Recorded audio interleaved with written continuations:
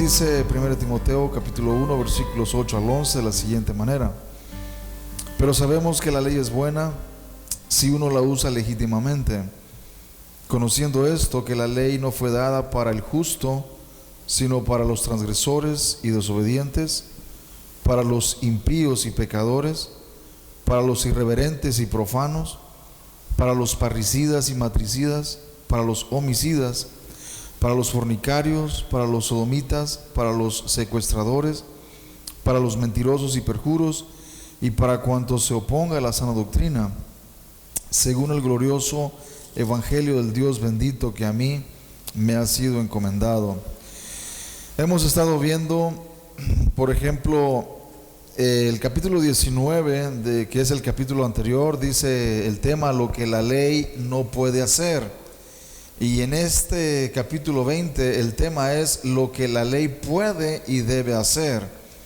Así que estaremos examinando las características de lo que la ley puede y lo que debe hacer. Y el autor nos muestra 10 características de lo que la ley puede hacer.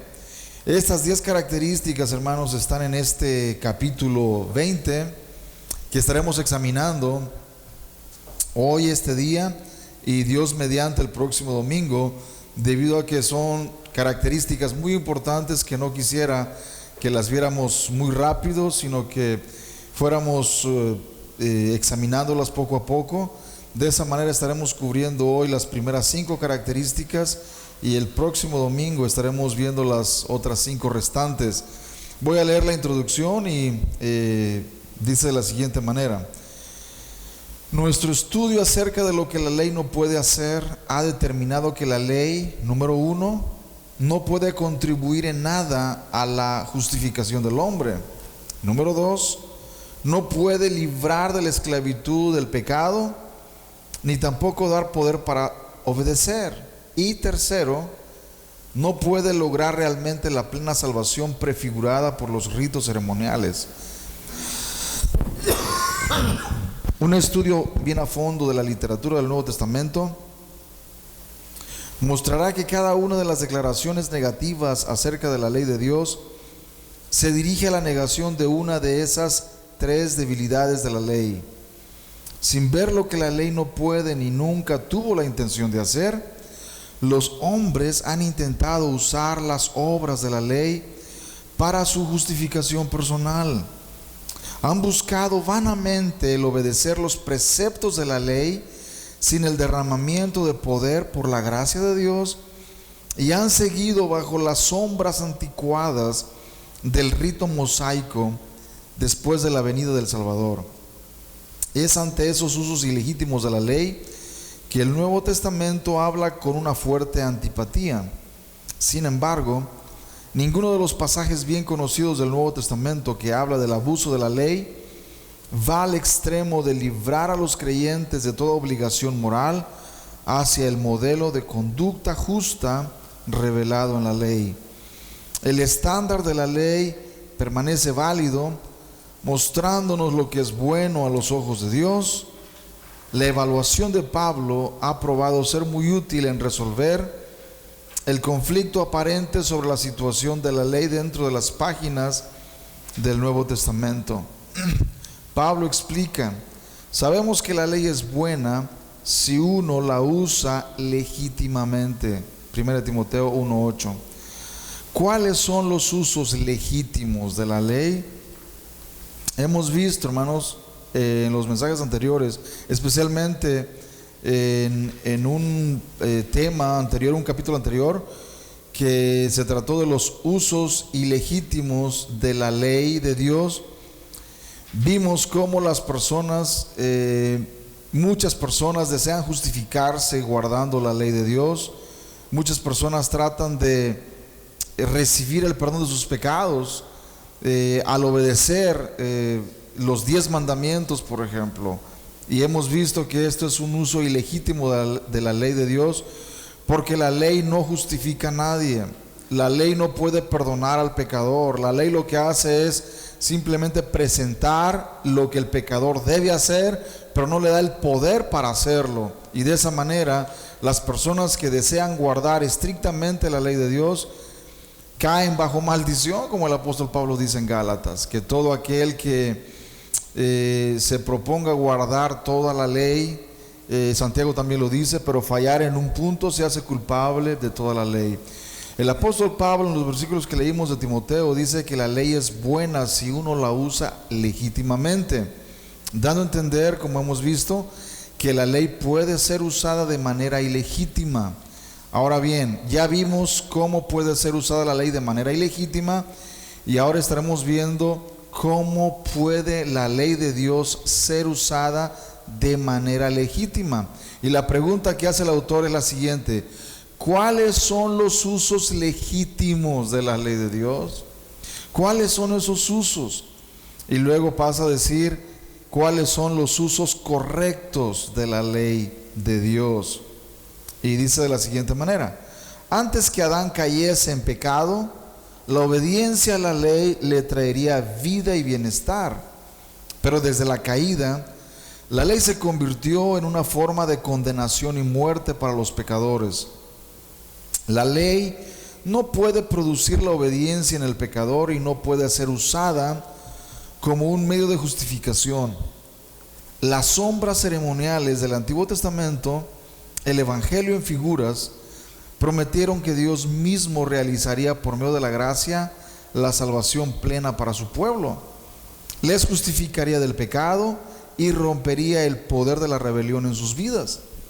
La justicia de Dios es eficaz en los que han experimentado una transición de la ira a la gracia en sus vidas personales. Y así la obediencia con gratitud a la ley buena de Dios se convierte en una forma de vida y bienestar. Ya nunca más se hace caso omiso a la ley de Dios, ya no es sustituida por los mandamientos y la sabiduría de los hombres, ya no se le abusa para justificarse a uno mismo. Dentro de la vida del creyente, la ley recibe su debido tributo.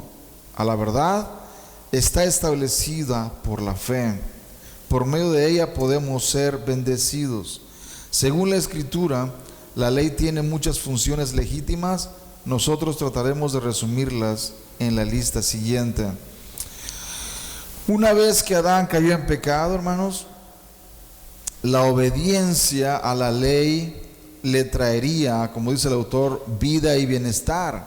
El problema es que la caída que él tuvo en pecado le fue imposible guardar la ley de Dios de manera total y completa. Así que el pecado hizo que la vida de Adán estuviera imposibilitada para guardar la ley de Dios tal como Dios quería. Antes de la caída, Adán y Eva podían guardar la ley de Dios de manera plena, someterse a los mandamientos de Dios sin ningún problema, porque ellos no tenían una naturaleza pecaminosa.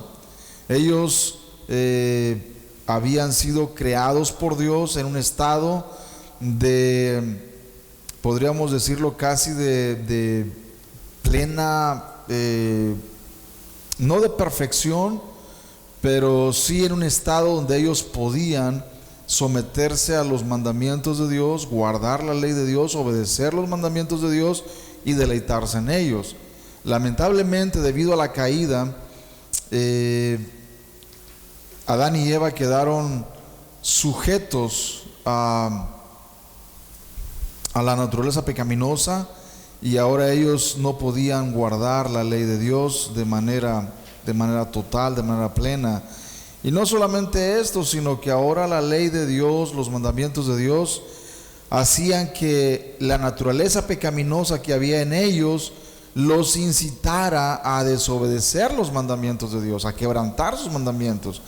Por eso el primer párrafo, el número 1, dice que la ley declara el carácter de Dios y así revela su gloria.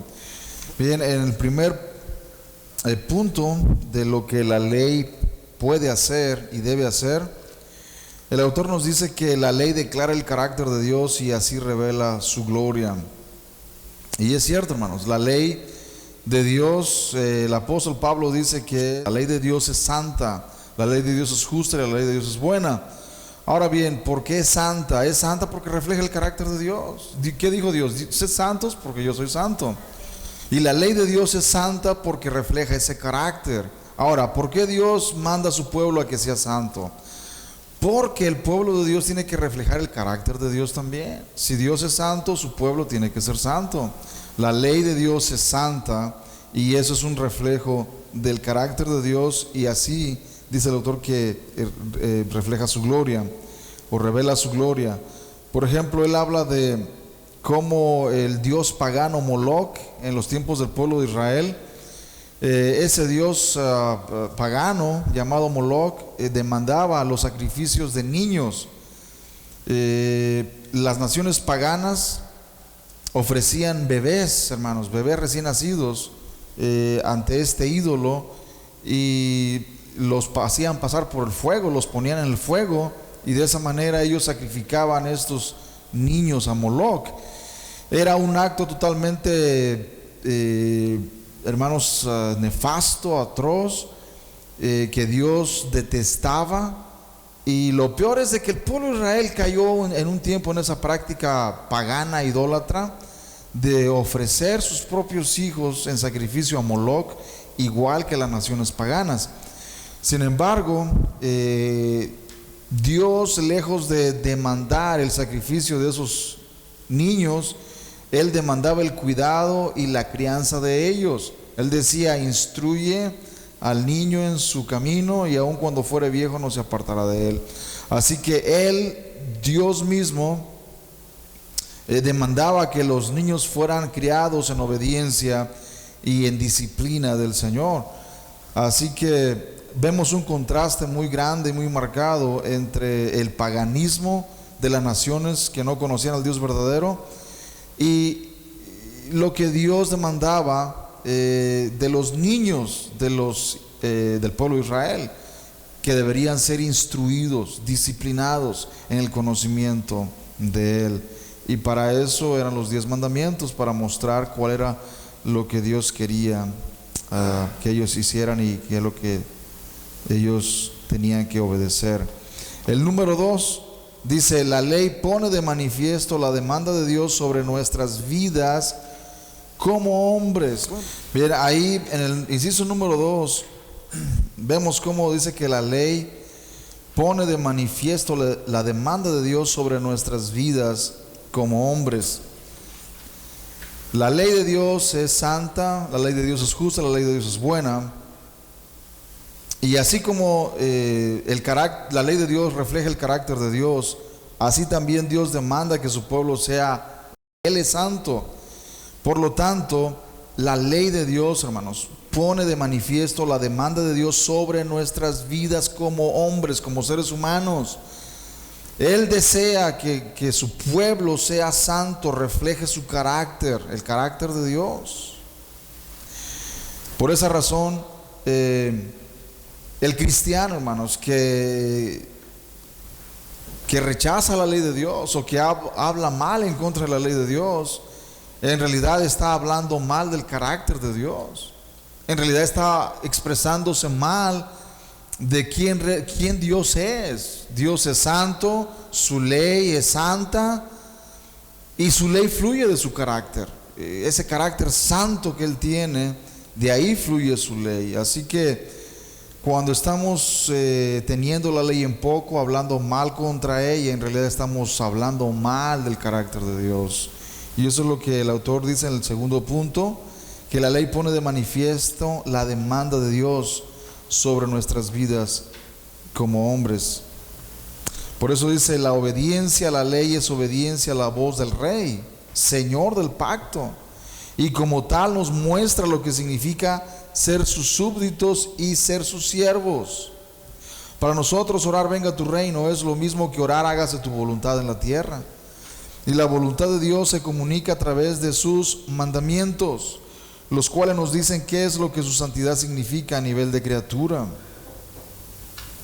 En la oración del Padre Nuestro, hermanos, Cristo dijo que deberíamos orar de cierta manera. Y en esa oración hay unas frases muy interesantes. Por ejemplo, venga tu reino, hágase tu voluntad en la tierra así como se hace en el cielo.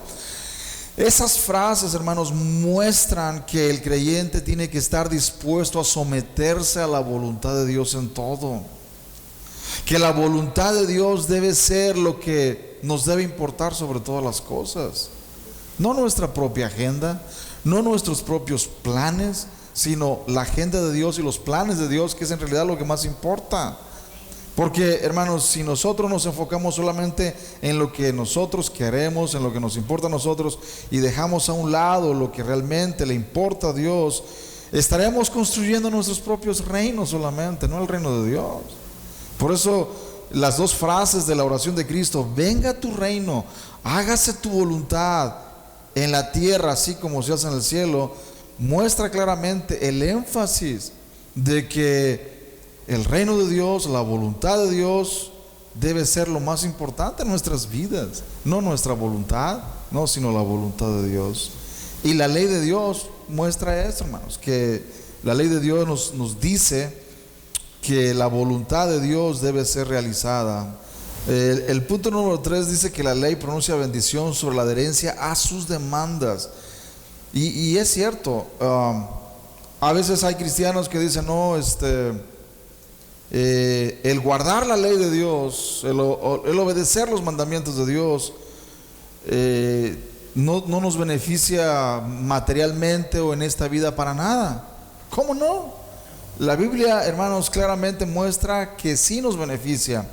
Ustedes han de recordar lo que el apóstol Pablo le dijo a los hijos de los creyentes de Éfeso: hijos, obedeced en todo a vuestros padres. Vamos a ir a ese versículo, hermanos, porque es interesante. Efesios, vamos a ir a Efesios capítulo 6, versículos 1 al 3.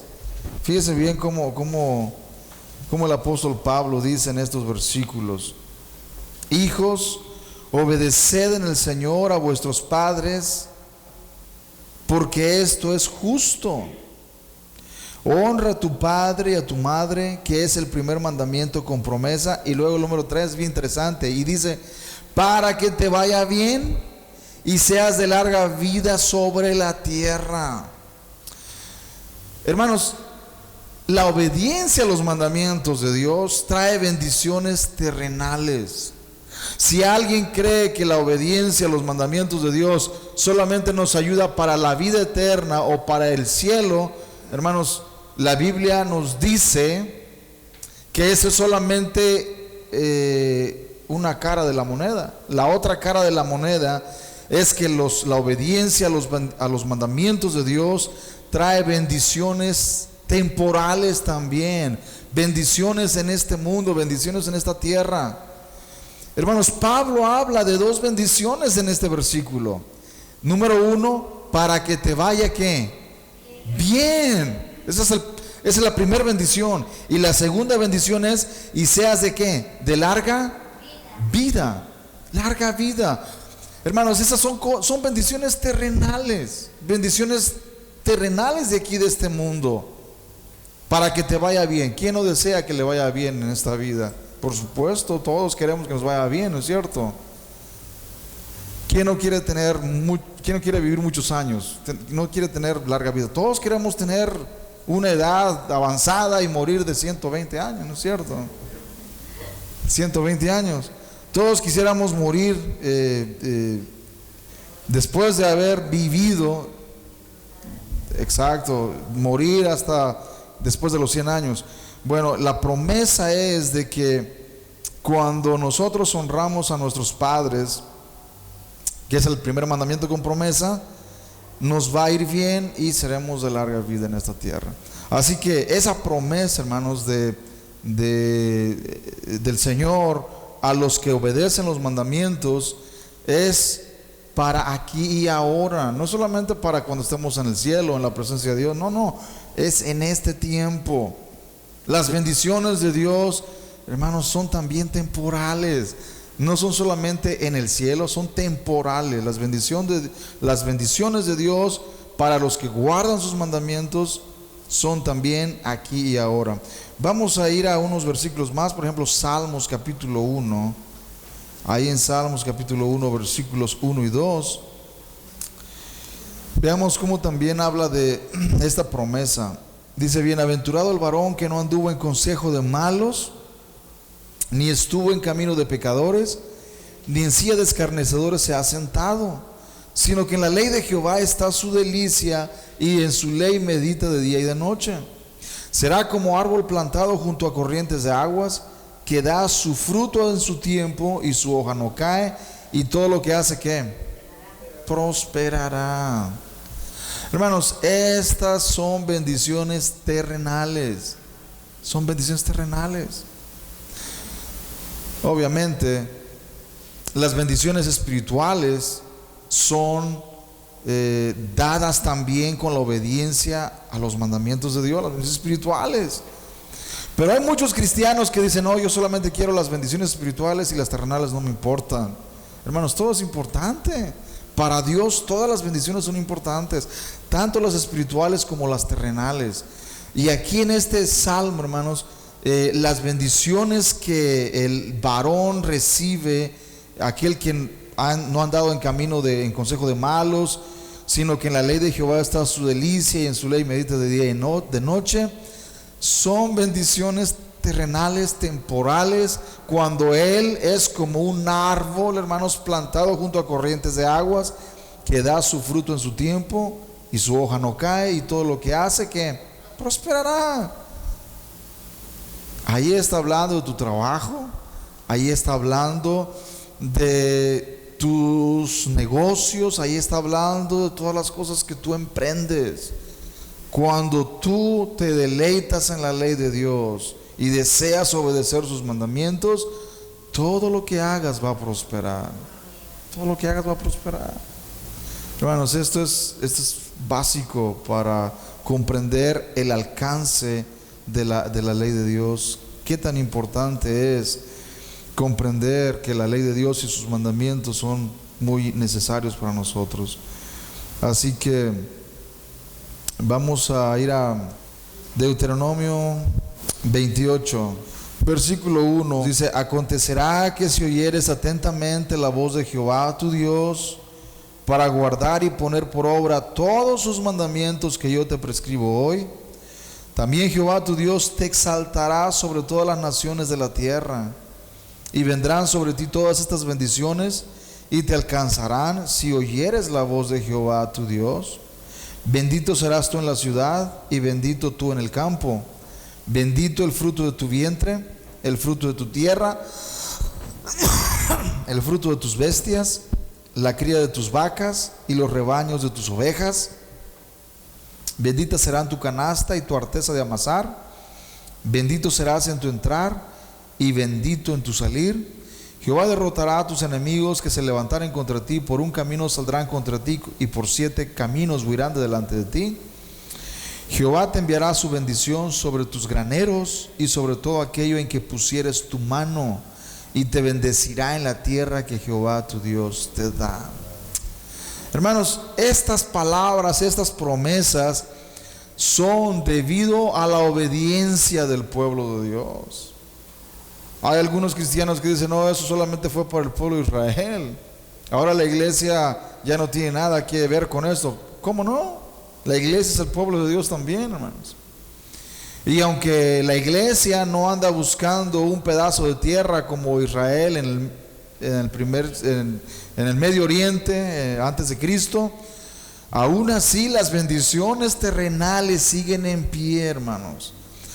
Hay obediencias materiales, hay bendiciones materiales cuando la obediencia a los mandamientos de Dios es una realidad. Las bendiciones de Dios, hermanos, sobre los obedientes no ha dejado de ser una realidad. Dios todavía continúa bendiciendo a los que guardan su pacto, a los que obedecen sus mandamientos, y todavía continúa castigando a los que quebrantan su pacto y desobedecen sus mandamientos. Hermanos, esto es necesario comprender, que es cierto que Dios no nos paga conforme a nuestros pecados ni a nuestras maldades, pero aún así, por ejemplo, los que rechazan totalmente a Dios y sus mandamientos, y ellos dicen: a mí no me importa ese libro, esos mandamientos son inventados, yo voy a vivir como yo quiera, y comienzan a vivir, hermanos, totalmente en contra de lo que Dios ha estipulado. Hermanos, los juicios de Dios comienzan a descender sobre esas personas. Y hermanos, no es casualidad que esas personas terminen con una enfermedad terminal o simplemente mueran a una edad muy temprana. Esto no significa que el Hijo de Dios, el que obedece los mandamientos de Dios, siempre va a morir a una edad avanzada, porque la soberanía de Dios está por encima de todas las cosas. Y si a Él le place llevarnos o llevarse a alguien que le está obedeciendo en todo, llevárselo a una edad muy temprana, Él es el que decide últimamente. Pero las promesas siguen en pie. Las promesas de bendición al que obedece los mandamientos de Dios, hermanos, siguen en pie todavía. Así que la número 4 dice: la ley proporciona una definición de pecado. Vayamos a 1 de Juan capítulo 3 versículo 4. Y dice: todo aquel que comete pecado infringe también la ley, pues el pecado es ¿qué? Infracción de la ley. Hermanos, el pecado es infracción de la ley. Dice que todo aquel que comete pecado infringe también la ley, porque el pecado es infracción de la ley de Dios. Ahora vayamos a Romanos capítulo 4. Pues la ley produce ira, pero donde no hay ley tampoco hay transgresión. Si vamos al capítulo 5 versículo 13, dice: pues antes de la ley había pecado en el mundo, pero donde no hay ley no se inculpa de pecado. Así que claramente se muestra, hermanos, que la ley proporciona una definición de pecado. ¿Por qué creen ustedes que la ley proporciona esa definición de lo que es pecado? Porque la ley es el estándar. La ley, hermanos, es como una regla de medir. La ley es como una báscula que pesa.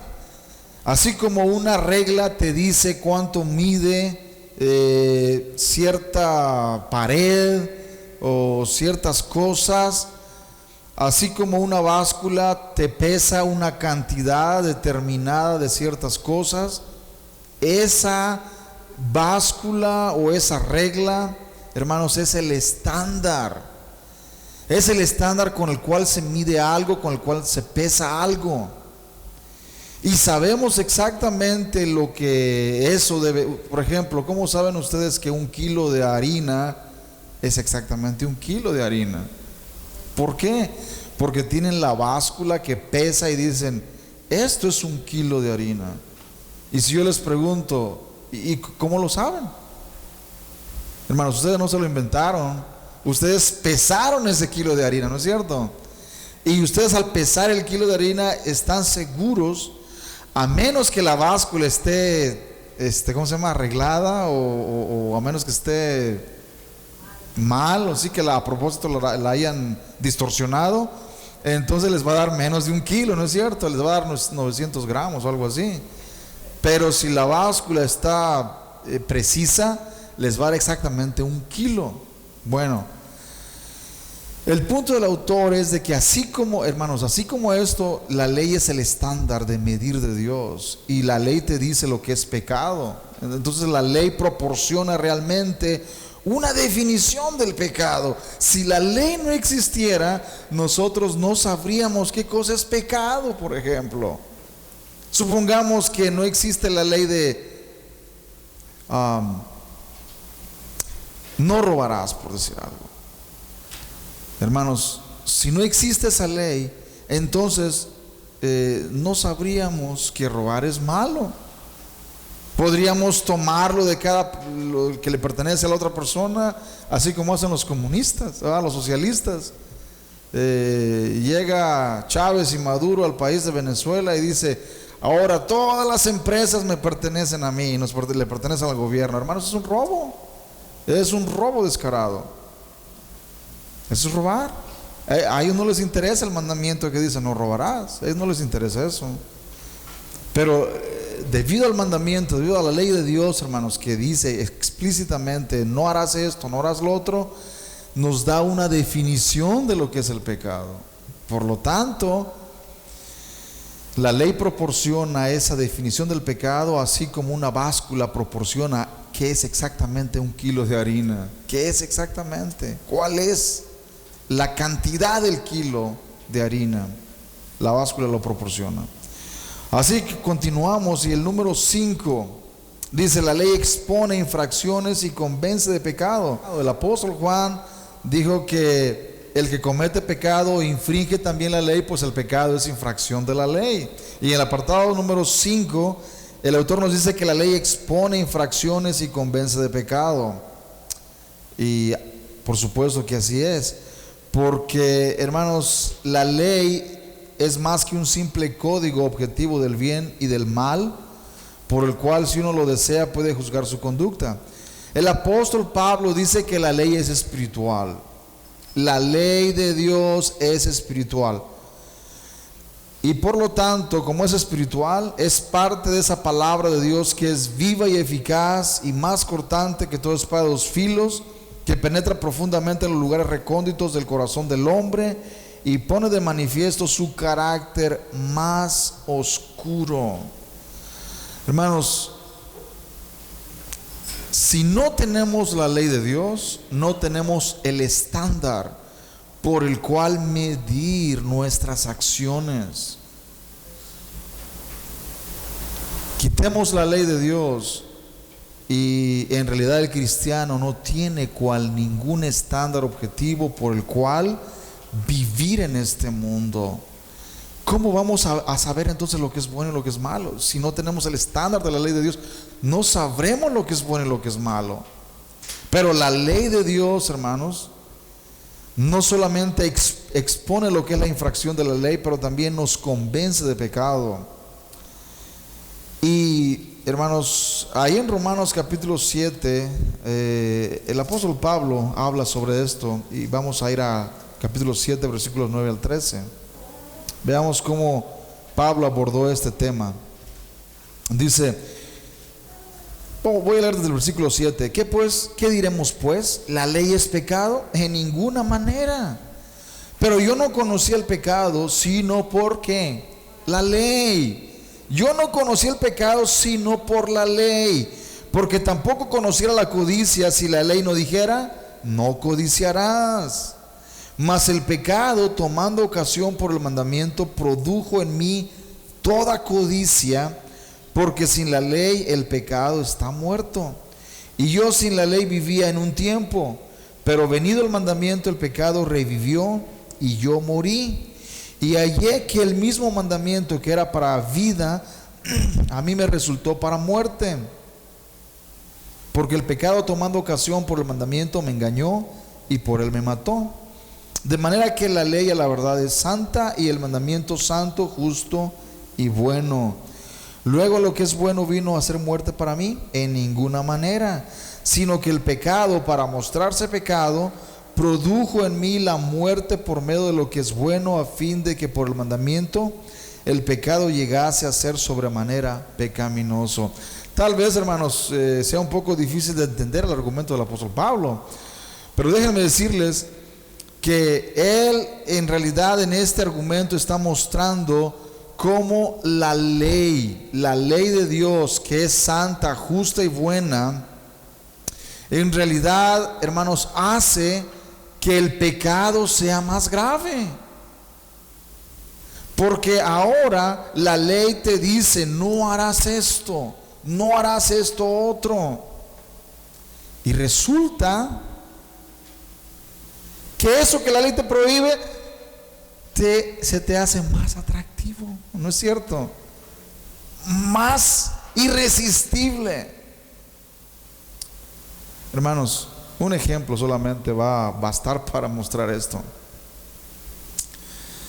Si ustedes tuvieran una ventana de cristal en sus casas o en una casa, y esa ventana de cristal está muy elegante, muy hermosa, y hasta este momento ustedes no han tenido ningún percance con esa ventana de cristal, pero resulta que a ustedes se les ocurre una genial idea, y esa genial idea se les ocurre es poner un letrero que diga: por favor, no arrojar piedras.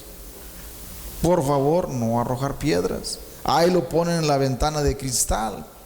Hermanos, lo primero que ustedes van a notar el otro día es de que alguien les aventó una piedra a ese cristal y se lo hizo pedazos. Meses y meses el cristal estaba ahí, hermanos. La ventana de cristal sin ningún problema. Las personas pasaban, veían la ventana y seguían su camino.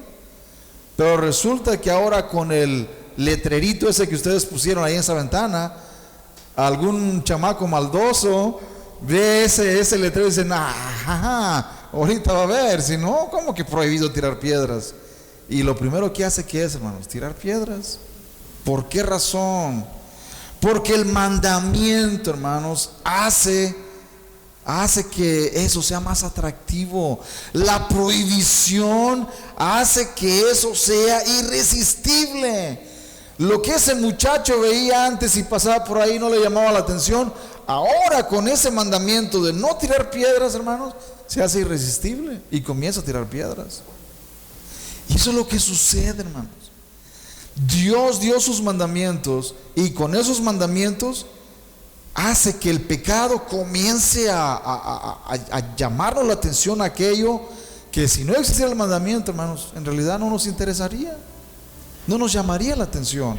Pero el mandamiento hace que aquello se vuelva demasiado llamativo, demasiado irresistible. Eso es lo que dice Pablo aquí en este argumento, hermanos. En realidad es lo que él está diciendo, que ese mandamiento se hizo tan irresistible, así como cuando el joven ve el letrero en la ventana de cristal de no tirar piedras.